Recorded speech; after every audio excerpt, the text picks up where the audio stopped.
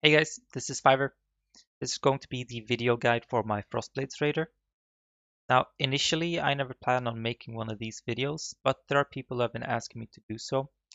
And I realized that some people prefer watching a video rather than to read through a big wall of text on the forums. So here we are. Now, this video is recorded in version 3.7 of Path of Exile, and 3.8 seems to bring a lot of interesting changes.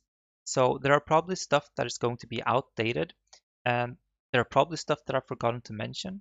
But I suggest that even if you watch the video, you should also head on to the forums and just briefly read through the guide. And if you have questions or if you need help with anything, then feel free to leave a comment either here or on the forums, or you can visit me on my Twitch channel. You will probably get answers faster on my Twitch channel, assuming that I'm online and streaming.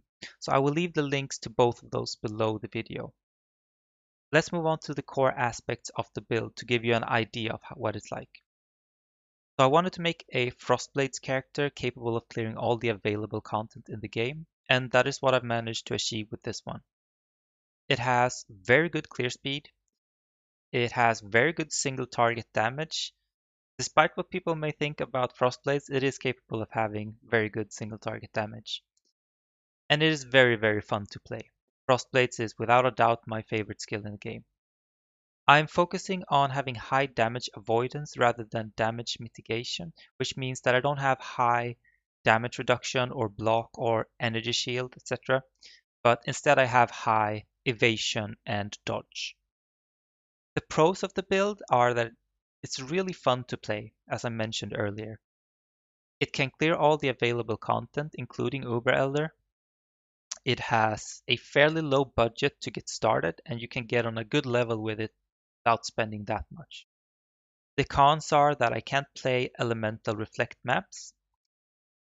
It's not super tanky. You shouldn't expect to be able to face tank all the content, even though you can face tank most of it, but you shouldn't expect to be able to.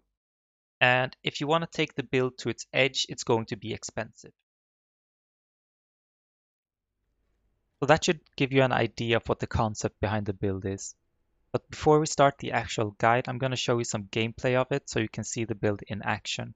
So let's pick a high tier map. I have a Minotaur. Let's play this one. So anything that isn't a elemental reflect map is fine. Go with this one. And at the end of the map, I'm going to be switching to Ruthless. I'm going to use Ancestral Call when I'm clearing and then Ruthless at the end of the map.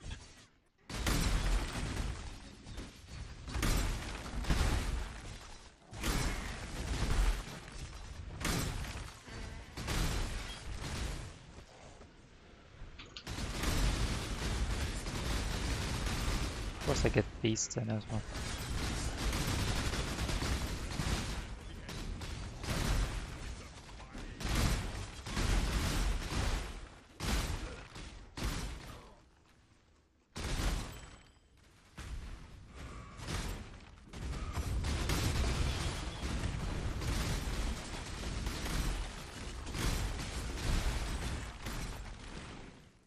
I'm not going to be looting too much because it's just going to slow it all down. Keep going. And go back and loot all these things after done clearing.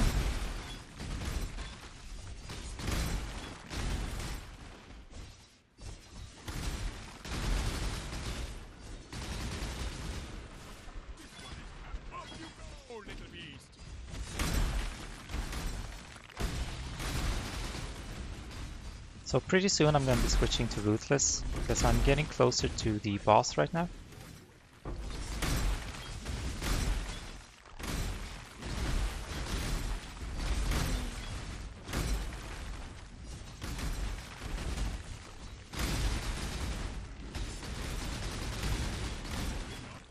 So let's switch to Ruthless now.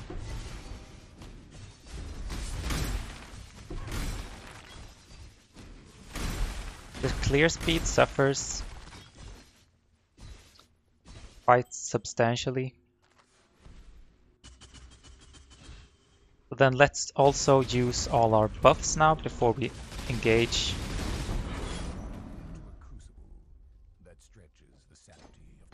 And there we go.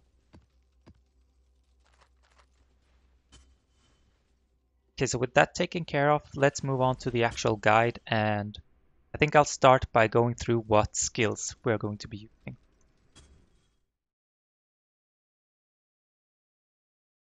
Okay, so as our main skill, we're obviously using Frostblades. With Frostblades, we're using elemental damage with attacks, multi-strike, rage, hypothermia, and ruthless or ancestral call. So we're using ancestral call when we're clearing maps or content in general, and then we're using ruthless when we're fighting bosses. Typically, as you get higher damage, you don't need to use ruthless as often, but against 15 or 16 tier content or above that, it's generally a good idea to use ruthless. As auras, we're using hatred, Herald of Ice, and precision. If you have a shield with 15% reduced mana reservation, like I do, you can squeeze in another Herald or Aspect. In my case, I'm using Aspect of the Cat. This requires you to have a lower level precision. My precision is on level 1, I don't need higher than that. And it also requires you to have an Enlighten gem, socketed together with your Hatred and Herald of Ice. At least a level 3. You should also try to make sure that you stay at around 100 mana unreserved. You can make do with less than that, but I recommend staying at around 100 mana. On my cast when damage taken setup, I have Blood Rage, Immortal Call, and Ice Golem. I have all of those at low level, and I have my cast when damage taken on level 1. This is because I want it to trigger as often as possible. This also means that the skills aren't as good as it would be if I had a higher level, but I find the trade-off worth it, that they trigger more often instead. As movement skills, I'm using Whirling Blade and Flame Dash. Whirling Blades is our main movement skill, and Flame Dash is really useful to have when you're crossing gaps or obstacles that Whirling Blades can't get you across. With my Whirling Blades, I have Fortify, Cast on Critical Strike, and Frost Bomb. I'll get more into that later, why I have Cast on Critical Strikes and Frost Bomb, but for now I'm going to continue with the other gems. So our debuffs and buffs are Frost Bomb, as I mentioned earlier, Ancestral Protector, and Ancestral Warsheath. Normally you can't use two totems at the same time, but we're using Val Ancestral Warsheath, and you can use that one together with another totem. So we can have Ancestral Protector and Val Ancestral up at the same time. Ancestral Protector has no cooldown, so throw out that one whenever you feel like it, when you need extra damage. And Ancestral Warsheath needs to be charged up since it's a Val skill that we're using. I'm using Berserk, and you can't use Berserk unless you're using Rage. So you need to stack up Rage charges when you activate it. And you can activate it as soon as you have 5 Rage stacks, but I recommend trying to get as many as possible, because the rage stacks will deteriorate as soon as you activate Berserk, and the more rage stacks you have, the longer the buff will last. I'm also using Val Haste, and like Val Ancestral Warshift, this one needs to be charged up. It gives you a lot of extra attack speed and movement speed, so it's a really good burst skill to have. Now the reason why I use Frost Bomb on a cast on critical strike setup is it's a lot easier to keep it up that way by just whirling through bosses, because the critical strike chance we have is pretty high. Previously, I had it as a manual casted skill, and I had it linked with Curse on Hit and Assassin's Mark, but I found it annoying to have to cast so many debuffs and buffs when I was trying to activate my burst damage. So I decided that I'd have it on a cast on critical strikes on the Whirling Blades instead. And to apply curses, I'm instead using a ring with curse enemies with level 12 Assassin's Mark on hit. This one can be expensive to craft, but I think it's worth it if you can do so. You can also use level 12 Assassin's Mark on hit. It doesn't make that much of a difference. I think we're done with the skills that we're using for now, and I'm gonna head into the items that we're using.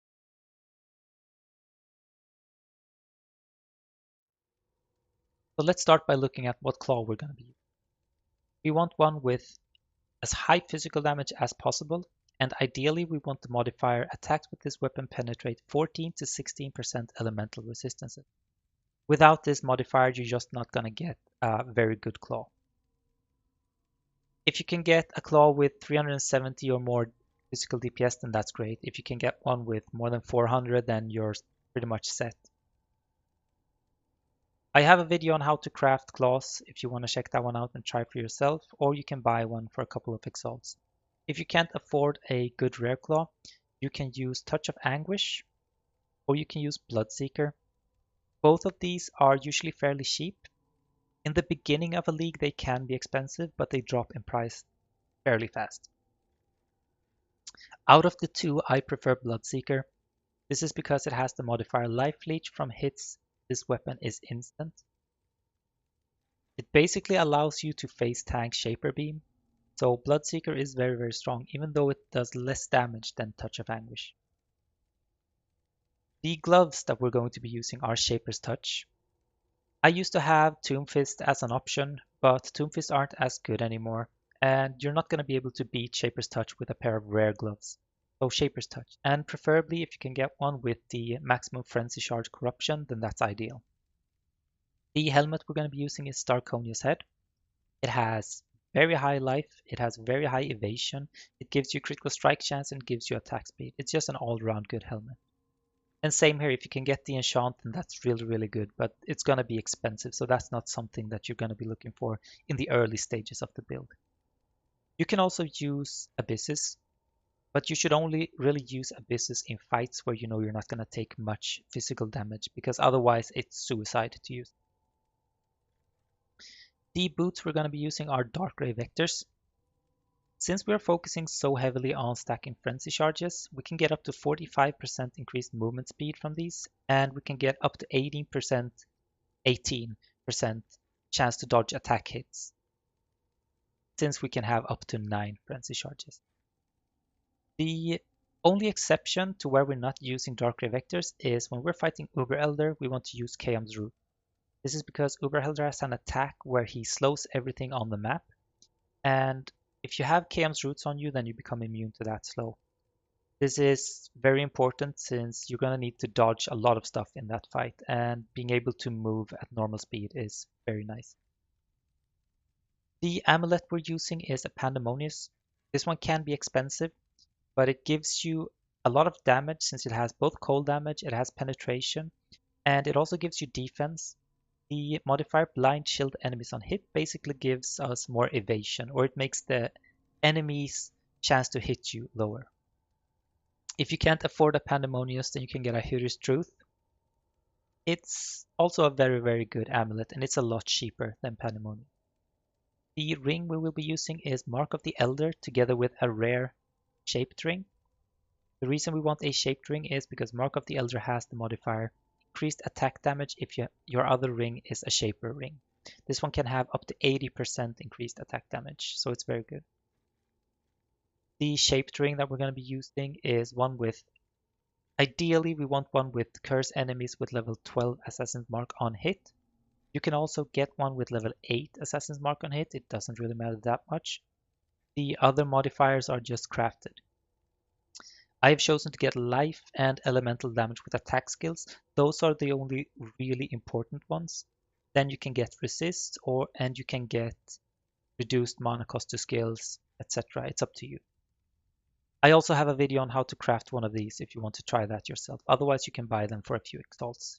They're usually not that expensive. The shield we're going to be using is a rare shield with as high evasion as possible and as high life as possible. This is also a good source to get resistances on, since we only have a couple of rare items to get resistances. If you can get the modifier Socketed Gems have 15% reduced mana reservation, then that's also very, very good since it allows you to have an extra herald or aspect. but that's not something you should be looking for to begin with. The life and evasion and resist are more important. The body armor is basically the same. You want one with as high life and evasion as possible. If you can get the increased maximum life modifier, then that's great. You can craft it, but you can get it from an elder item or if you craft with pristine fossils as well. If you use an elder item as well, you can get the modifier attacks have a percentage to critical strike chance. If you use a serrated fossil when you craft it, you can get the modifier socketed gems are supported by level 1 main. Having both of these and a lot of life on the same body armor is very expensive, so that's not something you're going to be looking for in the beginning of your build. So first you should focus on finding one with high life and evasion. The belt we're using is going to be one with as high life and resistance as possible. Ideally you want the increased elemental damage with attack skills on it as well. I have Aspect of the Cat on mine, but that's not necessary, of course. The jewel is basically life and damage in whatever combination you can find. The flask that we're going to be using are a immunity to freeze diamond flask at serious promise, very cheap and very good. Taste of hate, lion's roar, and a life flask with immunity to bleed. Taste of hate and lion's roar can both be expensive, so if you can't afford one of those, you can get a overflowing chalice instead. You can also get a wise oak. Wise oak is only really good if your frost resistance is your highest resistance. Otherwise, there are other flasks that you can get that are very good. Let's check out the jewels that we're going to be using. So we want 2 of these. Fight for survival. It gives us damage and it gives us penetration to cold damage with cold damage. As long as you have 40 dexterity within the radius, you will get the bonuses from this jewel.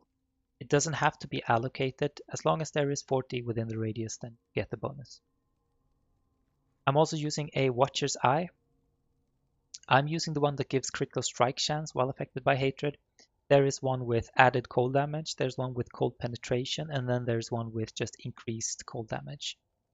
I think the best one is usually the one with added cold damage, but it depends slightly on your gear as well. All of them are good. I'm also using a Lethal Pride. Lethal Pride works in a way that it adds bonuses to all the passive skills within the radius. All these small little nodes get extra strength, and the bigger nodes get an extra modifier that you can see at the bottom of the modifiers. So this one gets increased melee critical strike chance. This one gets totem damage, more critical strike chance, increased strength, totem damage, double damage, leech, physical damage, and some life regen. Mine isn't the best version of it, and the modifiers that you get vary depending on the seed that you have. So 14077, the one that I have, isn't necessarily the best one. And the only way to know if it's good or not is to try it in your passive skill tree. Depending on where you place it, what seed you have, it might be better to place it down here or here. So you're just gonna have to try that out. And the best way to get a good one is to either you buy one for the cheapest one you can find, or you use one that you found, and then you just use divine orbs on it until you find a good one. I'm also using an inspired learning, but this is in no way central to the build. I'm only using this one when I'm clearing maps. So this one isn't really good for fighting bosses and so on. It's just basically a budget version of Headhunter. If you don't have one of these, or if you don't have a very good rare jewel that you could place here, then you could just place your Watcher's Eye here and save these 3 points for something else. I think I'm done with the items. So let's move on with the Pantheon and passive skill tree.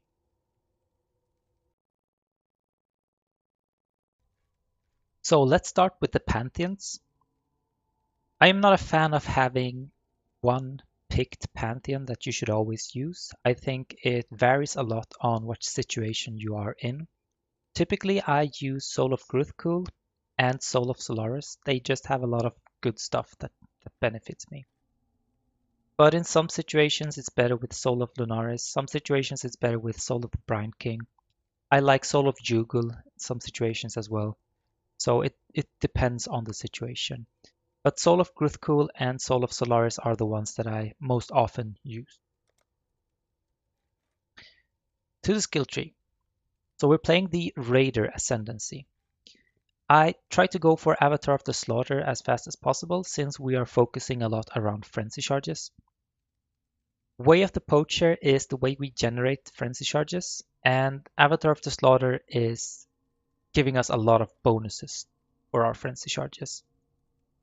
After that, I go for Rapid Assault and Avatar of the Chase. Rapid Assault ensures that we have Onslaught pretty much all the time, and Avatar of the Chase increases the damage we get from our Onslaught, and we also get a lot of evade and for both melee and projectile attacks while we have Onslaught, which is basically all the time.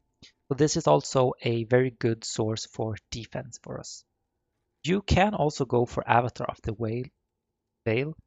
I did that in earlier versions of the build. There are advantages and there are disadvantages to doing this, but right now I think Avatar of the Chase is the better option. For the rest of the passive skill tree, I usually go for the life nodes first. So I tend to go for Bravery and Golem's Blood first. I usually get Winter Spirit before that, but after that I go for Bravery and Golem's Blood. Then I get the jewel sockets here, or these Fight for Survival jewels. After that I go back this way, I get Herbalism. Keep going, I get Blood Drinker, Resourcefulness, and I get Blood Siphon. After I get Blood Siphon, I usually grab Assassination because it's close by and it gives a lot of damage. After this, I take Revenge of the Hunted.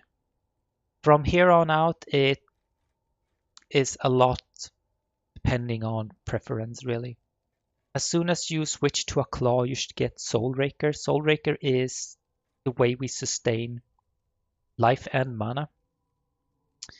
The reason I say as soon as you switch to a Claw is because there are good items that you can use for leveling, like Ever's Mirage, that is a sword that you can use at level 26, and you can use that one all the way up to where you can switch to, say, Bloodseeker, for example. But as soon as you switch to Claws, you should get Soul Raker. You should also try to get Phase Acrobatics pretty early, and the Frenzy Charges are very important. When it goes for the rest of the damage nodes, it's basically up to you and it's very situational. Sometimes you want to get Claws of the Falcon pretty early because you might need the intelligence here. If you need more intelligence and strength, you can take these. Depth Perception is usually pretty good to get early because it increases your hit rate or hit chance. As I said earlier, the frenzy nodes are very, very important though. There is a difference from this video to an earlier video I made. In the last video I made about the skill tree, I go through it very, very detailed. And so if you have doubts on what to place and when to place it, you should look at that video. But in that video, I pick Heart of the Oak and I pick Forces of Nature. And as you see, I don't use them anymore. I have opted to get rid of these and instead get Disciple of Slaughter. You get a lot of quality of life stuff from this one, but also some damage. You get less damage than Forces of Nature, and you don't get any life. But you get evasion, you get movement speed, you get attack speed, and you also get attack damage. What you can do is also, if you're not using this one, then you can use those points to get Forces of Nature or something else. It doesn't really matter. For the rest of the skill tree, it's just basically put points wherever you feel that you might need them. There's a good way to check which points would give you the more damage, and that is to import your character into Path of Building and put on the option so you see the one nodes that would give you more damage or more defense, etc.